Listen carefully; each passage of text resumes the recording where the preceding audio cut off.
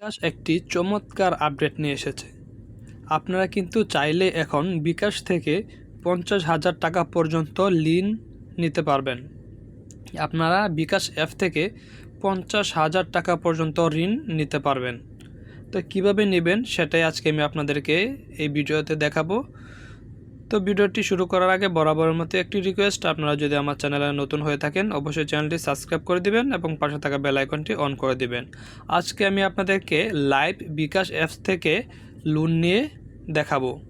তো লোন নেওয়ার জন্য আপনারা যেটা করবেন, সরাসরি বিকাশ অ্যাপসে চলে আসবেন। আপনারা কিন্তু এই অ্যাপস থেকে 50,000 টাকা পর্যন্ত লোন নিতে পারবেন। তো লোন নেওয়ার জন্য কি প্রয়োজন হবে সব কিছুই আজকে আমি আমার এই ভিডিওতে দেখাবো, বলবো। আপনারা যে কেউ কিন্তু চাইলে বিকাশ অ্যাপ থেকে লোন নিতে পারবেন।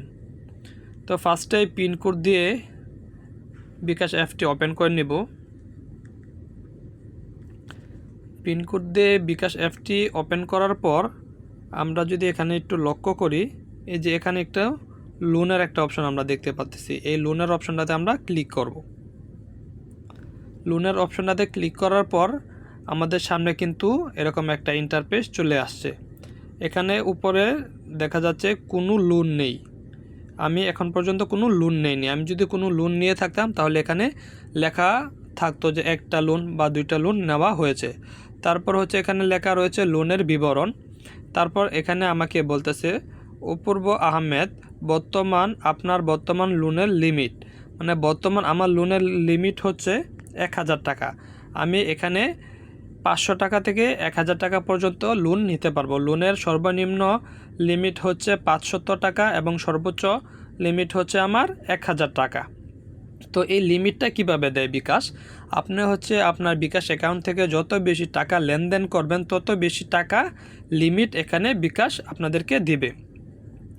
তো আমি যেরকম টাকা লেনদেন করি সেই অনুযায়ী আমাকে 1,000 টাকা লোন নেওয়ার সুযোগ করে দিয়েছে। আমি যদি এবার 1,000 টাকা লোন নেই, লোন নেওয়ার পর লোনটা সঠিকভাবে পরিশোধ করার পর যদি 1 মাস পর আমি আবার এখান থেকে লোন নিতে চাই, সেক্ষেত্রে কিন্তু আমাকে আরও বেশি টাকা লোন দেবে। অথবা আমি যদি প্রতিদিন 1-1.5 হাজার টাকা অথবা প্রতি মাসে 50,000 টাকা 1 লক্ষ টাকা বিকাশ থেকে লেনদেন করি, সেক্ষেত্রে আমার এই লোনের অ্যামাউন্টটা কিন্তু 20,000, 25,000 এবং 50,000 টাকা পর্যন্ত সর্বোচ্চ উঠে যাবে। তো আজকে আমি আপনাদেরকে সরাসরি লাইভ লোন নিয়ে দেখাবো। তো লোন নেওয়ার জন্য আমি যেটা করব, এখান থেকে যে লোনের অপশনটা দেখতে পাচ্ছি লোন নিন, এই অপশনটাতে আমরা ক্লিক করব। লোন নিন অপশনটাতে আমরা ক্লিক করলাম। তো লোন নিন ক্লিক করার পর আমাদের সামনে এরকম একটা ইন্টারফেস চলে আসছে। এখানে আমরা দেখতে পাচ্ছি এখানে হচ্ছে সময় 3 মাস। 3 মাসের ভিতরে আমাদের ঋণ পরিশোধ করতে হবে। তারপর এখানে হচ্ছে লোনের পরিমাণ, আমাকে লোনের পরিমাণ এখানে দিতে বলতেছে। তারপর এখানে নিচে লেখা সর্বনিম্ন লোনের পরিমাণ 500 টাকা এবং সর্বোচ্চ পরিমাণ 1,000 টাকা। যেহেতু আমি অযথা একটি লোন নিব, তাই আমি আপনাদেরকে আজকে 500 টাকা লোন নিয়ে দেখানোর জন্য যেহেতু লোনটা নেওয়া হচ্ছে। তো আমি কী করব, এখান থেকে এগিয়ে যান যে অপশনটা, একটা তীর অপশন দেখতে পাচ্ছি আমি নিচের দিকে, এখানে এই তীর অপশনটাতে আমরা ক্লিক করব। এখানে ক্লিক করার পর আমাদেরকে এখানে সম্পূর্ণ ডিটেলস বলা হচ্ছে। এখানে ফার্স্টে কি রয়েছে আমরা যদি একটু লক্ষ্য করি, এখানে রয়েছে লোন দিচ্ছি, সিটি ব্যাংক হচ্ছে আমাদেরকে লোন দিচ্ছে। তারপর হচ্ছে এখানে দেওয়া রয়েছে পরিশোধের তারিখ, আমাদের কবে পরিশোধ করতে হবে। তারপর এখানে দেখা যাচ্ছে প্রতি মাসে 23 তারিখ, মানে প্রতি মাসের 23 তারিখের ভিতরে আমি হচ্ছে আজকে হচ্ছে 23 তারিখ, আজকে আমি লোন নিয়েছি এবং আগামী মাসের 23 তারিখের আগে আমাকে লোন পরিশোধ করতে হবে। তারপর এখানে দেখতে পাচ্ছেন অ্যামাউন্ট বিস্তারিত, লোন নিয়েছেন 500 টাকা, ব্যাংকের প্রসেসিং ফি নিচ্ছে হচ্ছে 2 টাকা 88 পয়সা। তারপর হচ্ছে প্রাপ্ত অ্যামাউন্ট 497.12 টাকা।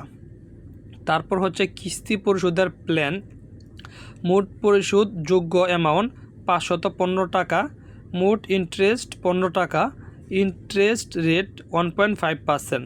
তারপর হচ্ছে আমি 500 টাকা লোন নিচ্ছি, মানে আমি যত টাকায় লোন নেই না কেন সেই লোনটা কিন্তু আমাকে 3 মাস মেয়াদি লোন দিচ্ছে, সেপ্টেম্বর, অক্টোবর, নভেম্বর। অতএব নভেম্বর মাসের ভিতরে আমার লোন পরিশোধ করতে হবে। এই 3 মাসের ভিতরে 500 টাকা লোন পরিশোধ করতে হবে।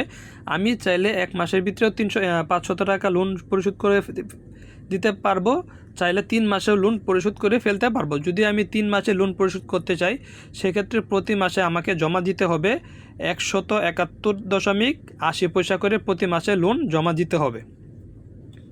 অথবা আমি যদি লোন পরিশোধ না করে আমার অ্যাকাউন্টে যদি বিকাশ অ্যাকাউন্টে যদি টাকা থাকে সেক্ষেত্রে বিকাশ অটোমেটিক প্রতি মাসে 171 টাকা 80 করে প্রতি মাসে আমার অ্যাকাউন্ট থেকে কিন্তু কেটে নিয়ে যাবে।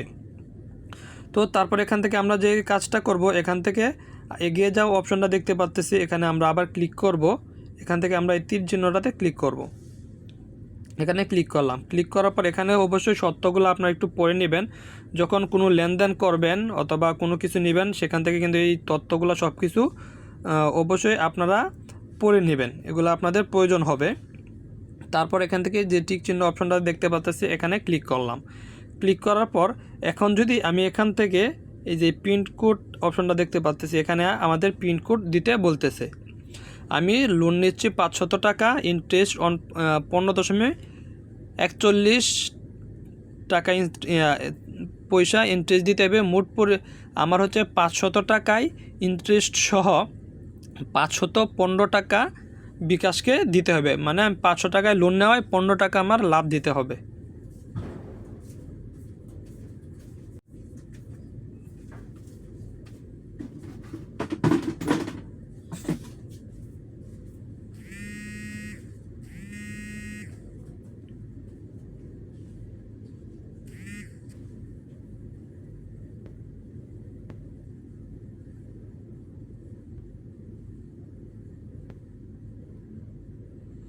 এটা কিন্তু আমাকে 500 টাকার একটা ইন্টারেস্ট ওনারা দিয়ে দিয়েছে। এখানে আমরা দেখতে পাচ্ছি বিকাশ থেকে কিন্তু 500 টাকা লোন এসে পড়েছে। আমি যদি আমার বিকাশ অ্যাকাউন্টটাতে চেক করি 515 টাকা কিন্তু লোন চলে এসেছে।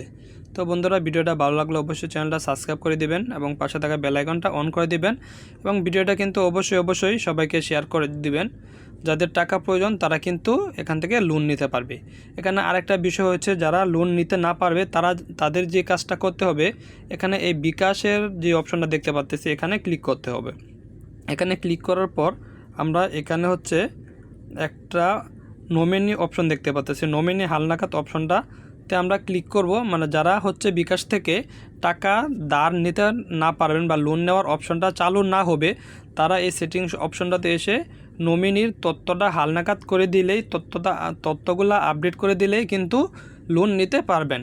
এখানে যারা তথ্যটা হালনাগাদ করে দিবে তারা সবাই বিকাশ থেকে লোন নিতে পারবে। যতক্ষণ পর্যন্ত এখানে তথ্য হালনাগাদ করা না হবে ততক্ষণ পর্যন্ত কিন্তু বিকাশ আপনাদেরকে লোন দিবে না। যদি চান লোনটা এককালীন সময়ে পরিশোধ করে দিবেন সেক্ষেত্রে কিন্তু আপনারা লোনটা পরিশোধ করে দিতে পারবেন।